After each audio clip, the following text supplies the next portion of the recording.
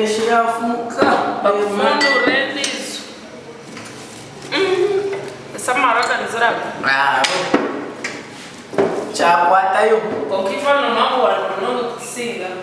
tunanya kunonga uliomwena atomu ndani kutoka na muzira ni umonyo para twingamisi ndo kutoroketi mwana kanoleva matoka hiyo ni nyombo la mungu ni waratamkarao nakani na kujaninye atumati eraze muyona neyanje nanye ninkonjeramu kano yongera modeli zoba nini tokumana mutujana brani kaiti izana doni eraze muyona neyanje zoba yoni mwana toifura doni kazi zoba yoni nitaka kujileje ndacho kufikiwa atoifura doni rizo mwachukuru mungu bareka ganda basi mwana bareka ganda mubanze muheze mwango muri kuno mtu wantu enda maroga kumena gazo no baba mara wa karoti space nyemba nyenda yongareba gareba basi ndio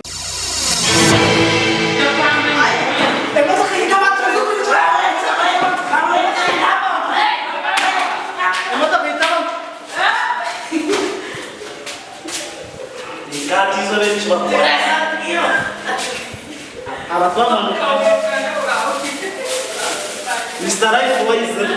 kanchi bakodizo leo jineta undi. Niko na wana zako.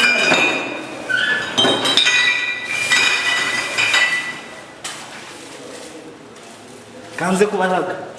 Bizo gake bamanyi. Nirikeya accident ya kugamba sana ya kuirira jana we ina munge chamu na road accident yo muyangu asekaya na hasamu ya tuliyo kuwe shana inachi yatenderi tukarikayo uko mwana karata y'umusuma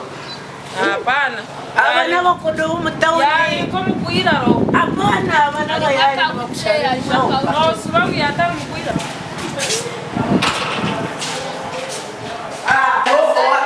wasgari mani wakatwa wasgari manomanga nomanga wasgari manomanga ifono watesana msisi na tesa na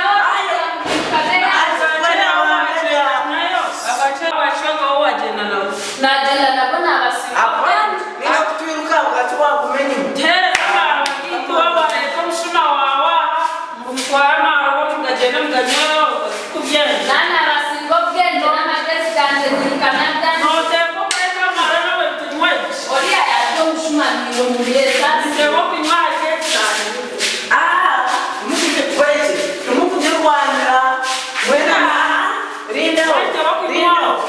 bagambe ekangambe baje leta